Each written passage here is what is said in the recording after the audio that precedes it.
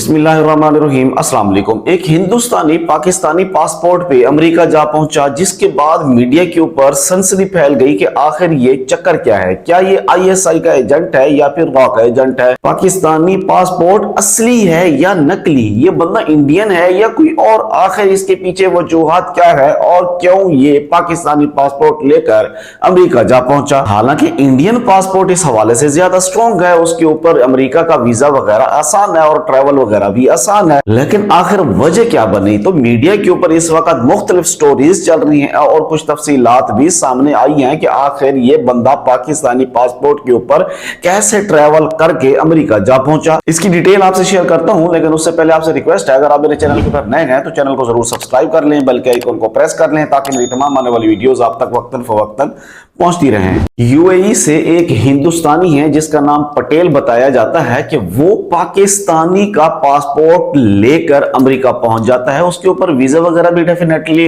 लगा हुआ होगा। ये अमेरिका जब पहुंचा तो अमेरिका वालों के पास मुख्तलिफ तरीके होती हैं, वो आई स्कैन करते हैं, मुख्तलिफ डाटा चेक करते हैं। जब इसको सर्च किया तो उन्हें पता चला कि ये इंडियन शहरी है, पाकिस्तानी नहीं है। तो उससे पूछा गया तो तफ्तीश की गई तो फिर उसने सारे राज खोल दिए कि मैं पाकिस्तानी नहीं, मैं इंडियन शहरी हूं।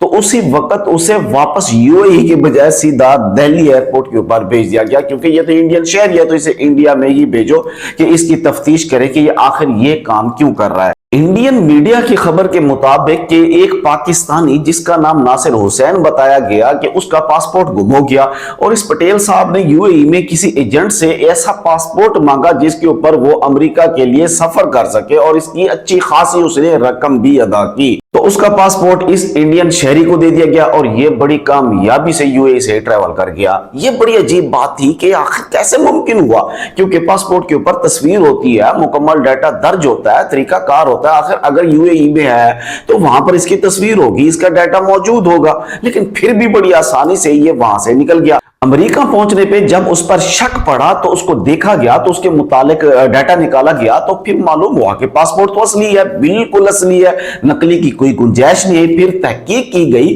कि आखिर ये पासपोर्ट कहां से आया। तो फिर उसने बताया कि ये पासपोर्ट मैंने किसी से उधार लिया है, किसी से खरीदा है, और उस पासपोर्ट की तस्वीर चूंकि इससे बहुत मिलती जुलती थी इससे, इसकी शक्ल से, तो इसने उसका फायदा उठाकर ट्रैवल कर लिया और ट्रैवल में भी इसे बड़ी आसानी पेश आई। अमेरिका पहुंचने पर जब उस पर शक पड़ा तो उसको देखा गया, उसके मुतालिक डाटा निकाला गया, तो पाकिस्तानी पासपोर्ट तो बिल्कुल असली हुआ, नकली की तो कोई गुंजाइश ही नहीं थी। बिल आखिर तहकीक की तो फिर पता चला कि इसने ये पासपोर्ट किसी से उधार लिया है या किसी से खरीदा है, क्योंकि इस पासपोर्ट के ऊपर जो तस्वीर नस्ब थी उससे इसकी शक्ल बहुत मिलती जुलती थी, जिसकी बदौलत इसने ट्रैवल कर लिया। ये जो पाकिस्तानी नासिर हुसैन भाई हैं बेचारे, ये भी इस गिरफ्त में आ जाते क्योंकि वो भी इसके अंदर शामिल होते और यूएई जो गवर्नमेंट है वो भी इससे तहकीकात करते कि आखिर तुम्हारा पासपोर्ट इसके पास क्या कर रहा है। वो तो उसकी किस्मत अच्छी कि उसने पहले ही उसकी रिपोर्ट जो है ना पुलिस में दर्ज करवा रखी थी कि मेरा पासपोर्ट गुम हो चुका है,